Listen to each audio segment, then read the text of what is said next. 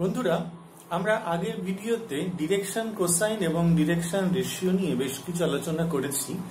অর্থাৎ কি কি পেয়েছি আমরা সেখান থেকে দুটি সরলরেখা ডিরেকশন কোসাইন বা ডিরেকশন রেশিও যদি আমাদের দেওয়া থাকে তাহলে সেই দুটো সরলরেখার মধ্যে কোণ আমরা নির্ণয় করতে পারি এবং সেই দুটি সরলরেখা সমান্তরাল হলো বা লম্ব হলো কিনা সেটাও আমরা নির্ণয় করতে পারি।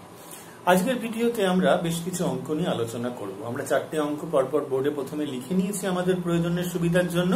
প্রথম অঙ্ক দেখো, এখানে 4টে বিন্দু দেওয়া রয়েছে A, B, C and D. We have to show that the line segment AB is perpendicular to the line segment CD. তো আমরা প্রথমে যেটা করব সেটা হচ্ছে direction ratio of angle. Direction ratio আমরা বের করছি অফ AB। এটা আমরা কি কি ধরে নেব? এখান থেকে আমরা ধরে নিতে পারি এগুলো হচ্ছে A1, B1, C1। ওকে, তাহলে A1 টা কত হবে? O1 মাইনাস অফ -1, ঠিক আছে, কমা 3 থেকে কত বাদ দেব? 0। আর এখান থেকে -1 থেকে কত বাদ দেব? -2। এখানে আমরা কি কি পেয়ে যাচ্ছি? 1 থেকে -1 বাদ, 3 থেকে 0 বাদ, -1 থেকে এটা বাদ, তাহলে 1 প্লাস 1 তাহলে হচ্ছে 2, 3, আর এখানে হয়ে যাচ্ছে -1 প্লাস 2, তাহলে এখান থেকে হয়ে যাচ্ছে 1। তাহলে আমরা এখান থেকে পেয়ে গেলাম A1 is equal two 2, B1 হচ্ছে 3, C1 হচ্ছে 1। অর্থাৎ আমরা AB, এই যে সরল রেখাংশ বা সরল রেখাংশ আমরা পেয়েছি AB, তার ডিরেকশন রেশিও গুলো আমরা এখান থেকে প্রথমে পেয়ে গেলাম। ওকে, এইবার আমাদের ডিরেকশন রেশিও অফ সিডি পেতে হবে। তাহলে এগুলো কারা কারা আমরা ধরে নিচ্ছি? A2, B2 এবং C2। তাহলে A2, B2, C2 কি করে পাবো? 7 -9, 2 থেকে 1 বাদ, আর -5 থেকে কত বাদ? -6 বাদ। ঠিক আছে, 7 -9 -2, 2 -1 1, আর 5 থেকে 6 বাদ 1 হয়ে যাচ্ছে। তাহলে এখান থেকে আমরা পেয়ে যাচ্ছি A2, B2, C2 হচ্ছে এই তিনটে। এখন আমরা যেটা করব, A1, A2 plus B1, B2 plus C1, C2 গুণ করে দেখব। তাহলে 2 ইন্টু -2 প্লাস 3 ইন্টু এখানকার 1 আর 1 ইন্টু 1, তাহলে হয়ে যাচ্ছে -4 plus 3 plus 1 is equal to 0। তাহলে দেওয়ার পর আমরা এখান থেকে বলতে পারবো AB is perpendicular to CD। তাহলে আগের দিন আমরা প্রথমে ডিরেকশন কোসাইন তারপরে ডিরেকশন রেশিও নিয়ে কিন্তু আলোচনা করেছিলাম। এখানে আমরা দুটি সরলরেখা ডিরেকশন রেশিও যদি A1, B1, C1 এবং A2, B2, C2 এটা যদি আমরা পাই, তাহলে আমরা দেখিয়েছিলাম, আমাদের প্রমাণ করে দেখানো আছে আগের ভিডিওতে, তোমরা দেখে নেবে, যে যদি A1, A2 plus B1, B2 এবং C1, C2 যদি আমাদের শূন্য হয়ে যায় তাহলে ওই দুটো সরল রেখাংশ বা সরল রেখা বা ভেক্টর যাই হোক না কেন তারা পরস্পর পারপেন্ডিকুলার হবে। এক্ষেত্রে দুটি সরল রেখাংশ আমরা পেয়েছি। ঠিক আছে, এটা গেল আমাদের প্রশ্ন নম্বর 1। প্রশ্ন নম্বর 2তে আমাদের কি বলা হয়েছে সেটা একটু দেখে নিই আমরা। ABC তিনটে বিন্দু রয়েছে আমাদের, ABC তিনটে বিন্দু রয়েছে। Show that ABC is a right angle triangle. তাহলে ABC আমাদের যে ত্রিভুজটা গঠন করে, তিনটে বিন্দু দিয়ে একটা ত্রিভুজ গঠন করে, সেই ত্রিভুজটা সমকোণী ত্রিভুজ, রাইট অ্যাঙ্গেল ট্রায়াঙ্গেল হবে। তার মানে এদের মধ্যে যে কোনো দুটি সরল রেখা, যদি এটাকে ABC আমরা নাম দিই, AB বা BC, এদের মধ্যে এই কোণ অথবা এই কোণ অথবা এই কোণ, যে কোনো দুটি কোণ আমাদের মানে দুটো সরল রেখার মধ্যবর্তী যে কোনো একটি কোণ কিন্তু আমাদের 90 ডিগ্রি হবে। সেটা কিন্তু আমাদের এটা প্রমাণ করে আমরা দেখব। যদি দেখাতে পারি যে একটা কোণ 90 ডিগ্রি, তাহলে রাইট অ্যাঙ্গেল ট্রায়াঙ্গেল হয়ে গেল। তার জন্য আমাদের প্রথমে যেটা দরকার, ABC ত্রিভুজের তিনটে বাহুর ডিরেকশন রেশিও দরকার। ডিরেকশন কোসাইন নিয়ে আমরা কোনো কাজ করব না, ডিরেকশন রেশিও। তাহলে ডিরেকশন রেশিও অফ AB, এই লাইন সেগমেন্ট, এটাকে আমরা নিয়ে নিচ্ছি A1, B1, C1। ঠিক আছে, তাহলে এখান থেকে হয়ে যাচ্ছে কত? -2 ছোট ছোট করে লিখছি, -2 -2, 2 - 3, আর কত হয়ে যাচ্ছে 0 - 1, ভালো করে চেক করে নিতে হবে, ভুল হলে কিন্তু অসুবিধা হয়ে যাবে। 2 × -3, 0 × -1, তাহলে হয়ে যাচ্ছে -4 -1 -1, তাহলে এখান থেকে আমরা এই জিনিসটা পেয়ে গেলাম। এইবার direction ratios of AB BC, তাহলে BC নিয়ে নেব আমরা A2 B2 C2, তাহলে BC, তাহলে C থেকে B বাদ দিয়ে দিচ্ছি, তাহলে 0 থেকে -2, 1 থেকে বাদ দিয়ে দেব আমরা -2, আর -1 থেকে আমরা বাদ দিয়ে দেব -0। ওকে, 0 -2, 1 থেকে বাদ দিয়ে দেব -2 হয়ে গেল, আর -1 থেকে 0, তাহলে এখান থেকে আমরা কি কি পেয়ে যাচ্ছি 2, এখান থেকে পেয়ে যাচ্ছি -1, আর এখান থেকে পেয়ে যাচ্ছি আমরা -1, তাহলে এইটা আমাদের হয়ে গেল। ঠিক আছে, এবার হচ্ছে ডিরেকশন রেশিওস অফ হচ্ছে AB BC CA করে দিচ্ছি, তাহলে A3 B3 C3, সিম্পল অঙ্ক, বেশি ঝামেলা নেই। CA, তাহলে A থেকে C বাদ দিচ্ছি, 2 2 -0 2 -0 3 -1, ঠিক আছে, y কোঅর্ডিনেট থেকে y কোঅর্ডিনেট পার, আর z কোঅর্ডিনেট থেকে z কোঅর্ডিনেট পার, এইরকম হয়ে গেল। তাহলে 2, এখান থেকে পেয়ে যাচ্ছি 2, এখান থেকে পেয়ে যাচ্ছি আমরা আবার 2। ওকে, এবার আমাদের যেটা করতে হবে যে এই E1 E2 plus B1 B2 plus C1 C2, এইটা প্রথমে যদি করে 0 পাই, তাহলে বলতে পারবো যে AB আর BC এদের মধ্যে কোন 90 ডিগ্রি, অর্থাৎ AB এবং BC এই দুটো লাইন সেগমেন্ট পরস্পর লম্ব। কারণ আমাদের যদি কোন 90 ডিগ্রি একটা পেয়ে যাই, তাহলে আমাদের ত্রিভুজটা সমকোণী হয়ে যাবে। যে কোনো একটা কিন্তু 90 ডিগ্রি পেতেই হবে। যদি আমরা দেখি এটা 0 হয়নি, তাহলে আবার পরবর্তীতে ট্রাই করব। তাহলে এখানে করে দেখছি A1 E2 B1 B2 C1, কত হচ্ছে এখান থেকে -4 × 2 প্লাস -1 × -1 প্লাস -1 × -1, কি কি পেলাম -8, এখান থেকে পেয়ে গেলাম হচ্ছে আমরা 2, এখান থেকে পেয়ে গেলাম, এটা নট ইকুয়াল টু 0 হয়ে গেল। এবার আমরা পেয়ে যাব A2 A3 B2 B3 C2 C3। ওকে, এবার এই দুটোকে গুণ করি, 2 × 2 4, এই দুটো গুণ করলে কত হবে মাইনাস, একবার করে দেখাচ্ছি, 2 × 2 প্লাস -1 × 2 প্লাস এখান থেকে -1 × 2, তাহলে 4 - 2 - এটা কিন্তু আমরা 0 পেয়ে গেলাম। দেয়ারফর এই যে দুটো আমরা বলতে পারবো BC is perpendicular to CA, কারণ এই দুটোর মধ্যে আমরা কোণ 90 ডিগ্রি পেয়ে যাচ্ছি, মানে এদের ডিরেকশন রেশিও যেগুলো পেয়েছিলাম এদের গুণফলগুলো পেয়ে গেলাম 0। তাহলে সুতরাং আমাদের মাঝের কোনটা, তাহলে অ্যাঙ্গেল C আমরা পেয়ে যাব 90 ডিগ্রি, তাহলে আমরা সুতরাং বলতে পারবো ABC is right angle triangle. ঠিক আছে, রাইট অ্যাঙ্গেল, তাহলে কোনটা জিজ্ঞেস করবে 90 ডিগ্রি, আমরা বলবো C কোনটা হচ্ছে আমাদের 90 ডিগ্রি অ্যাঙ্গেল। ওকে, এনি কোনো সন্দেহ নেই, বুঝতে পেরেছে সবাই? সেটা 2 নম্বর প্রবলেম আমরা শেষ করলাম।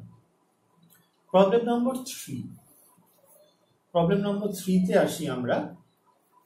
বলছে দুটো সরল রেখা এদের ডিরেকশন রেশিও দেওয়া রয়েছে, find the acute angle between the lines. ঠিক আছে, 3 নম্বর। তাহলে আমাদের যদি এই দুটো লাইনের, প্রথম লাইনের ডিরেকশন রেশিও হচ্ছে, ডিরেকশন আমরা লিখবো direction ratios of first line, কি কি দেওয়া হচ্ছে 2 3 6, আর direction ratios of second line কি দেওয়া হয়েছে আমাদের 1 2 2। তাহলে আমাদের let theta be the angle, theta be the acute angle. ঠিক আছে, তাহলে আমাদের cos থিটা আমরা করব এইভাবে, মড নিয়ে করি। ঠিক আছে, এখানে কত হবে, কি নিয়ম ছিল, এখানে আমাদের নিয়ম ছিল A1 B1 C1, এটা হচ্ছে A2 B2 এবং C2। তাহলে নিয়ম ছিল কি A1 A2 plus B1 B2 plus C1 C2 whole divided by root over of A1 square plus B1 square plus C1 square, আর এখানে ছিল A2 square plus B2 square plus C2 square. Okay, এই সূত্র ছিল।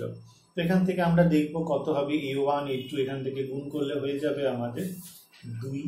ওকে, তাহলে লিখছি, এখানে জায়গা হবে না, এটা গুণ করলে হবে 2 প্লাস 3 দুগুণী 6, আর এখানে 6 2 হচ্ছে 12, দুটো 12 কত হচ্ছে 2 square plus 3 square plus 6 square, আর এখান থেকে হয়ে যাবে 1 square plus 2 square plus 2 square, এখান থেকে হচ্ছে 18 19 20 20।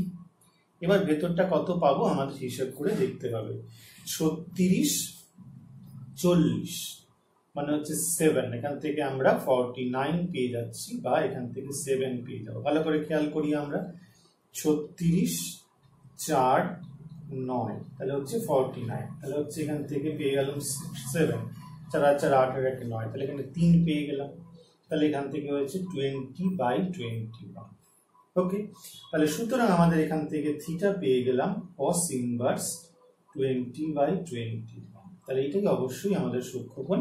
এটাই কিন্তু আমরা এখান থেকে নেগেটিভ যেহেতু আসেনি, পজিটিভ নিয়েছি, তাহলে এটা আমাদের সূক্ষ্মকোণ cos ইনভার্স 20/21 কত হবে সেটা আমরা ক্যালকুলেটরের সাহায্যে আমরা এটা বের করে দেখতে পারবো। ঠিক আছে, তাহলে দুটো লাইনে যদি ডিরেকশন রেশিও আমাদের দিয়ে দেওয়া থাকে, তাহলে কিন্তু আমরা সহজেই তাদের মাঝখানের অ্যাঙ্গেলটা বের করতে পারবো। ঠিক আছে বন্ধুরা, বুঝতে পেরেছো, কোনো অসুবিধা নেই। নেক্সট আমাদের পরবর্তী যেটা 4 নম্বর অঙ্ক, এখানে বলেছে using direction ratio show that এই 3টে বিন্দু কোলিনিয়ার। কিন্তু আমরা আগেও এসব করেছিলাম, 3টে লাইন যদি 3টে বিন্দু যদি কোলিনিয়ার হয়, তাহলে প্রথমে আমরা কিভাবে করেছিলাম? আমরা মনে আছে আমাদের ত্রিভুজের ক্ষেত্রফল বের করেছিলাম, 3টে বিন্দু দিয়ে একটা ত্রিভুজ তৈরি হয়, এই 3টে বিন্দু দিয়ে একটা ত্রিভুজ তৈরি হয়। এই ত্রিভুজের ক্ষেত্রফল যদি বের করে আমরা দেখি, ত্রিভুজের ক্ষেত্রফল 0 এসছে, আমরা ক্লাস 9-এ করেছিলাম, তাহলে আমাদের বলতে পারবো এই 3টে বিন্দু কোলিনিয়ার হবে। ঠিক আছে, আর আরো ভাবে করেছিলাম, আমরা কি করেছিলাম, এই দুটো যুক্ত করেছিলাম, এই দুটো যুক্ত করেছিলাম, করে আমরা যদি পি কিউ আর কোলিনিয়ার হয়, যেরকম সাপোজ এরকম লিখতে হয় পি কমা কিউ কমা আর, তাহলে আমরা পি কিউ দৈর্ঘ্য বের করেছিলাম, কিউ আর এর দৈর্ঘ্য বের করেছিলাম, আর পি আর এর দৈর্ঘ্য বের করেছিলাম। মনে পড়ছে? তাহলে পি কিউ প্লাস, যদি সরি আমরা বলছি বুঝিয়ে বলছি, P Q plus Q R যদি পি আর পাই এবং এখান থেকে কিউ বিন্দুটা কমন, তাহলে কিন্তু আমরা বলেছিলাম এটা একটা, এই 3টে বিন্দু কোলিনিয়ার হবে। এসব শিখেছিলাম আমরা। আমাদের এবার ডিরেকশন রেশিও দিয়ে দেখাতে হবে কোলিনিয়ার। ঠিক আছে, তার মানে কি, যদি কোলিনিয়ার হয় 3টে বিন্দু, এই একটা পি বিন্দু, কিউ বিন্দু, আর বিন্দু, তাহলে এই যে পি কিউ এর ডিরেকশন রেশিও আর কিউ আর এর ডিরেকশন রেশিও অনুপাত সেম হবে। ওকে, আর এই কিউ বিন্দুটা কমন আছে, মানে দুটো যদি এরকম প্যারালাল হয়, তাহলেও তাদের ডিরেকশন রেশিও কিন্তু অনুপাত সেম হবে। ঠিক আছে, কিন্তু এদের পয়েন্ট, মানে এদের কোনো রকম কমন পয়েন্ট নেই, তাহলে এরা প্যারালাল হবে। এখানেও কিন্তু আমাদের a1 a2 equal to b1 b2 equal to c1 by c2 হবে, তাহলেও কিন্তু এরা প্যারালাল হবে। দুটো কন্ডিশন, যদি এই নিয়মটা হয় তাহলে হতে পারে প্যারালাল অথবা কোলিনিয়ার। কারণ কি বলতো, যদি প্যারালাল হয় তাহলে তাদের কোনো কমন পয়েন্ট থাকবে না, আর যদি কমন পয়েন্ট, এদের কমন পয়েন্ট আমরা কিউ নিয়ে নেব, যদি কমন পয়েন্ট থাকে তাহলে অবশ্যই কোলিনিয়ার হবে, এনি কোনো সন্দেহ নেই, তাই না? তো এসব জানি আমরা। তো প্রথমে আগে ডিরেকশন রেশিওস অফ পি কিউটা আগে বের করে নিই। এটা আমরা করে নিচ্ছি a1 b1 c1, তাহলে কত হয়ে যাবে -1 -2, তাই তো, -1 -2 -2 -3, আর হচ্ছে 1 -4। ওকে, -1 -2 -2 -3, আর এখান থেকে 1 -4 কত হচ্ছে -3। ওকে, -5, এখানে কত হচ্ছে -3। এবার আমরা করে নেব direction ratio of Q R. এটা কি নেব, a2 b2 আর c2 ধরে নেব। তাহলে কিউ আর কি করতে, 5 মাইনাস অফ -1, 5 থেকে -1 বাদ, কমা 8 থেকে -2 বাদ, কমা 7 থেকে 1 বাদ, তাহলে কত হচ্ছে 6। ওকে, এটা কত হয়ে যাচ্ছে 8 9 10, এখান থেকে কত হয়ে যাচ্ছে 6। এবার আমরা চলে আসছি a1 বাই a2 কত, a1 বাই a2 করলে আমরা দেখবো -3/6 অর্থাৎ -1/2। b1/b2 করে দেখবো কত হয়, -5/10 = -12। c1/c2 কত হয়, -3/6 হচ্ছে -12। তাহলে আমরা এখান থেকে দেখতে পাচ্ছি সুতরাং a1/a2 = b1/b2 = c1/c2। তাহলে আমরা এখান থেকে বলতে পারবো PQ লাইন আর QR লাইন পরস্পর প্যারালাল। ওকে, পরস্পর সমান্তরাল, সবসময় সমান্তরালই বলবো। কিন্তু এবার বলবো যেহেতু এই যে PQ আর QR এই দুটি সরল রেখাংশে সাধারণ বিন্দু Q, if the line segment PQ and the line segment QR at the same common point Q, therefore obviously the point PQ and R are collinear। ঠিক আছে, যদি কমন পয়েন্ট না থাকতো তাহলে আমরা সেটাকে প্যারালাল বলতো। এরকম আমাদের অঙ্ক দিতেই পারে, চারটে বিন্দু, মনে করো চারটে বিন্দু আমাদের দিয়ে দিয়েছিলাম, পারপেন্ডিকুলার দেখিয়েছিলাম, আমরা প্যারালালও দেখাতে পারি যে এই দুটো ডিরেকশন কোসাইন আর এই দুটো ডিরেকশন কোসাইন। আমরা আগের দিনে অঙ্ক করেও ছিলাম বোধহয়। যদি এটা দেখাতে পারি যে এটা সমান তাহলে বলবো প্যারালাল, আর এখানে যদি কমন পয়েন্ট একটা দেওয়া থাকে তাহলে বলবো এটা কোলিনিয়ার। ঠিক আছে, খুব সহজ সরল বিষয় আমরা করলাম, চারটে অঙ্ক। পরবর্তী অঙ্ক আমরা আসছি, আশা করি তোমরা এটা নিয়ে ভালোভাবে বুঝতে পেরেছো। আমরা আরো দুটো অঙ্ক এখানে লিখেছি। প্রথম অঙ্কটা দেখো, এখানে একটা ট্রায়াঙ্গেল দেওয়া রয়েছে যার তিনটে শীর্ষবিন্দু হচ্ছে A, B এবং C, যাদের কোঅর্ডিনেট বলা হয়েছে 3, 4, -1, 1, 5, 1 এবং 1, 2, -1। আমাদের এখান থেকে দেখাতে হবে এইটা একটা সমবাহু ত্রিভুজ তৈরি করে। ঠিক আছে, 3, 4, -1, 1, 5, 1, 1, 2, -2 তিনটে শীর্ষবিন্দু দেওয়া রয়েছে একটা ত্রিভুজে। আমাদের দেখাতে হবে এটা একটা সমবাহু ত্রিভুজ গঠন করে। ঠিক আছে, সমবাহু ত্রিভুজ গঠন করতে হলে আমাদের প্রত্যেক কটা কোণকে 60 ডিগ্রি দেখাতে হবে। ঠিক আছে, তাহলে প্রথমে যেটা আমরা করব সেটা হচ্ছে আমাদের ডিরেকশন রেশিও অফ AB আমরা প্রথমে বের করব। ঠিক আছে, আমরা করে নিই একটা করে ডিরেকশন রেশিও অফ AB। ঠিক আছে, কত হচ্ছে এখান থেকে আমরা বলতে পারবো 1, -3, 5, এটা ধরে ধরে করবো আমরা 4, আর এটা কত হয়ে যাবে 1, 1, -1। ঠিক আছে, এখান থেকে কত পেয়ে যাচ্ছি আবার 1, -3, 5, -4, 1, -1, তাহলে হচ্ছে -2। এখান থেকে হয়ে যাচ্ছে 1, আর এটা হয়ে যাচ্ছে আমাদের 2। এটাই হচ্ছে আমাদের A1, B1, C। Okay, direction ratio of আমাদের হচ্ছে BC। BC কি পাবো, 1, -1, 1, -1, 2, -5, -2, -1। আরেকবার দেখে নিচ্ছি, 1, -1, 2, -5, -2, -1, তাহলে হচ্ছে 0, -3, -3। এটা হচ্ছে A2, B2, C2। আর ডিরেকশন রেশিওস অফ হচ্ছে AB, BC, CA নিয়ে নিলাম। CA তাহলে হচ্ছে 3, -1, 3 থেকে 1 বাদ, কমা 4 থেকে আমাদের কত বাদ, -2, আর এখান থেকে -1 থেকে আমাদের বাদ হয়ে গেল -2। আরেকবার চেক করে নেব, 3, -1, 4, -2, -1, 2 হয়ে গেল এখান থেকেও 2, আর এখান থেকে -1 + 2 মানে 1। ওকে, তাহলে এটা হয়ে যাচ্ছে আমাদের A3, B3, C3। ওকে, এই হয়ে গেল আমাদের তিনটে ডিরেকশন রেশিও। এখানে হচ্ছে 2, 2, 1। এবার আমাদের প্রথমে বের করতে হবে angle between AB and BC। ঠিক আছে, AB and BC এর মাঝখানে আমাদের অ্যাঙ্গেল কত বের করতে হবে। তো কি করে নিয়ম আছে, আমাদের এখান থেকে এই দুটো গুণ করতে হয়, A1, B1। আমি একটা প্রথমবার লিখবো, A1, A2 plus B1, B2 plus C1, C2 divided by A1 square plus B1 square plus C1 square, দুটো বার হচ্ছে A2 square plus B2 square plus C2 square।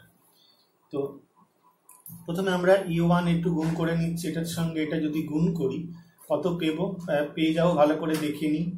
এটা কত হয়ে যাবে ভালো করে দেখো, এটা হচ্ছে 0, এটার সঙ্গে গুণ করলে -3, এটার সঙ্গে গুণ করলে হচ্ছে -6। রুট ওভার অফ কত হবে এখান থেকে 2 স্কোয়ার মানে 4, তারপরে 1, তারপর 4, তার মানে এখান থেকে 3 হবে। ওকে, এটা হয়ে যাবে 3। এখানে কত হবে 0 স্কোয়ার প্লাস 3 স্কোয়ার মানে হচ্ছে 9 প্লাস 9, তাহলে হচ্ছে 2, রুট ওভার হচ্ছে 9 ইন্টু 2, তাহলে হচ্ছে 3√2। ওকে, তাহলে এখান থেকে আমরা পেয়ে যাচ্ছি কত, মড যদি তুলে দিই আমাদের হচ্ছে 9/9√2, দ্যাট ইজ 1/√2। তাহলে এদের মাঝখানের অ্যাঙ্গেল হচ্ছে 1/√2। তাহলে 1/√2 যদি আমাদের থাকে, এখানটা আরেকবার আমরা একটু চেক করব এটা কত করেছি। এখান থেকে a2 স্কোয়ার হচ্ছে 0 প্লাস 9 প্লাস 9, তাহলে আমরা এখানে পেয়ে যাচ্ছি এটা রুট ওভারের মধ্যে 2√9, তাহলে 3√2 যদি আমরা পাই 1/√2 আমাদের এখান থেকে এসে যাচ্ছে। এখান থেকে ইকুইল্যাটেরাল ট্রায়াঙ্গেল তো তাহলে আমরা পাচ্ছি না। আমাদের প্রশ্নটা আমরা একবার দেখিনি। এটা হচ্ছে 4 একটি সমবাহু ত্রিভুজ, সরি এটা হচ্ছে আমাদের দেখাতে হবে একটি সমদ্বিবাহু ত্রিভুজ দেখাতে হবে। আমরা প্রশ্নটা ভুল লিখেছি, এটা হচ্ছে আইসোসেলিস ট্রায়াঙ্গেল দেখাতে হবে, তাই আমাদের এটা এরকম বেরিয়েছে। ওকে, তাহলে এখানকার আমাদের cos থিটা হচ্ছে এইটা বেরিয়েছে। তাহলে আমাদের দুটো যদি এরকম দেখাতে পারি এখান থেকে, তাহলেই আমরা বলতে পারবো এটা সমদ্বিবাহু ত্রিভুজ হবে। এখানে তাহলে থিটা এখানে যদি আমরা লিখে দিই, এটার মধ্যে অ্যাঙ্গেল হচ্ছে cos থিটা, তাহলে এখান থেকে এটা হয়ে যাচ্ছে cos থিটা। তাহলে এখান থেকে আমরা থিটা পেয়ে যাব cos ইনভার্স 1/√2। এইটা প্রথম পেলাম। এদের মাঝখানের অ্যাঙ্গেল হচ্ছে আমাদের cos ইনভার্স 1/√2। এইটা একটু আমরা লিখে রাখছি। এদের মধ্যে অ্যাঙ্গেল হচ্ছে cos ইনভার্স 1/√2, এইটা প্রথম হলো। এবার আমরা যেটা করব সেটা হচ্ছে angle between BC and C. এটা আরো অত তাড়াতাড়ি করবো আমরা। এখানে যদি আমরা cos আলফা এখান থেকে নিই, তাহলে আমাদের এখান থেকে কত হয়ে যাবে, is equal to mod B, তাহলে এই দুটো হবে গুণ হবে, তাহলে এটা হচ্ছে 0, এটা কত হয়েছে -6, এই দুটো করলে কত হবে -3, এখানে কত হয়ে যাবে সেই একই জিনিস পাবো আমরা। তাহলে এখান থেকে পেয়ে যাব 3√2, আর এখান থেকে হয়ে যাবে 3। তাহলে এখান থেকে আমরা একই রকম ভাবে 1/√2 পেয়ে যাব। তাহলে এখান থেকে আলফা পেয়ে যাব cos ইনভার্স 1/√2। তাহলে দেখো angle between AB and BC is equal to angle between BC and CA। আমরা ছবিটা যদি এখান থেকে আঁকি তাহলে আমরা ABC কি পেয়ে যাচ্ছি, angle between AB and BC, তাহলে এই অ্যাঙ্গেলটা, আর angle between BC and CA এই অ্যাঙ্গেল, এই দুটো অ্যাঙ্গেল যদি সমান হয় তাহলে এদের বিপরীত দুটো যে বাহু রয়েছে সে দুটো সমান হবে। ঠিক আছে, তাহলে আমরা এখান থেকে বলতে পারবো কোন দুটো বাহু সমান হবে, AC আর AB এই দুটো বাহু সমান হয়ে গেল। তাহলে আমরা বলতে পারবো triangle ABC is an isosceles triangle। তো এরকম আইসোসেলিস ট্রায়াঙ্গেল দিয়েছে আমাদের। যদি এখানে ইকুইল্যাটেরাল ট্রায়াঙ্গেল দেয় কোনো তিনটে বিন্দু দিয়ে, তাহলে এখান থেকে প্রত্যেকটা অ্যাঙ্গেল 60 ডিগ্রি করে আসতে থাকবে। ঠিক আছে, 60 ডিগ্রি অ্যাঙ্গেল হলে আমরা এখান থেকে বলতে পারবো। তখন কিন্তু দুটো 60 ডিগ্রি দেখলেই, এখানে যেমন দুখানে আলাদা পেয়েছে, ওখানে দুখানে 60 ডিগ্রি আমরা পাই, তাহলে দেখবো তৃতীয়টাও 60 ডিগ্রি হবে, তাহলে এটা ইকুইল্যাটেরাল ট্রায়াঙ্গেল হয়ে যাবে। আর এই ক্ষেত্রে আমাদের দুটো অ্যাঙ্গেল cos ইনভার্স 1/√2 করে হয়েছে, তাহলে এটা একটি সমদ্বিবাহু ত্রিভুজ হয়েছে। ভীষণ ইম্পর্টেন্ট অঙ্ক ছিল। তার থেকেও পরের অঙ্ক হচ্ছে আরো ভীষণ ইম্পর্টেন্ট, সেটা হচ্ছে আমাদের 6 নম্বর অঙ্কটা আমরা একবার ভালো করে দেখি। ABC তিনটি বিন্দু দেওয়া রয়েছে, ABC তিনটি বিন্দু দেওয়া রয়েছে, এইটা হচ্ছে B, এইটা হচ্ছে C। আমরা বিন্দুটা লিখছি 0, -1, 4, আর এখানে C হচ্ছে 2, -3, 1। দেখো জটিল আছে, একটু ভালো করে বোঝানোর চেষ্টা করছি। B হচ্ছে 0, -11, 4, এটা হচ্ছে 2, -3, 1। এবার A বিন্দু আমরা এখানে নিয়েছি। ঠিক আছে, এখান থেকে এর উপরে পারপেন্ডিকুলার ড্র করা হবে, ধরা যাক P। ঠিক আছে। তাহলে এই যে পারপেন্ডিকুলার ড্র করা হয়েছে, এই যে পি, তার কোঅর্ডিনেট জানতে চাইছে। এ বি সি তিনটে বিন্দু দিয়েছে, find the foot of the perpendicular drawn from A on BC. ভালো করে বোঝার চেষ্টা করি। বিসি একটা লাইন সেগমেন্ট, ঠিক আছে। এই লাইন সেগমেন্টে এই একটা বিন্দু আমাদের দিয়ে দিয়েছে 184। সেই এই বিন্দু থেকে 184 এই বিন্দু থেকে পারপেন্ডিকুলার ড্র করা হয়েছে বিসি এর উপর। তাহলে আমাদের এই যে পি বিন্দু, এর কোঅর্ডিনেটটা কিন্তু আমাদের জানতে চাইছে। তাহলে প্রথমে যেটা আমরা করব, আমরা ডিরেকশন রেশিও প্রথমে নিয়ে নেব হচ্ছে বিসি। কি কি হবে? 2 -0, -3 থেকে -11 বাদ চলে যাবে, আর এখান থেকে 1 থেকে -4 হয়ে যাবে, 1 -4 হবে। আবার দেখে নিচ্ছি, 2 থেকে 0 বাদ, -3 থেকে -11, 1 থেকে 4 বাদ, তাহলে হয়ে যাচ্ছে 2, এটা হচ্ছে 8, আর এটা হয়ে যাচ্ছে -3 প্লাস 11, তাহলে হচ্ছে 8 হচ্ছে, এটা -3। এটা কার ডিরেকশন রেশিও? এটা হচ্ছে বিসি এর ডিরেকশন রেশিও।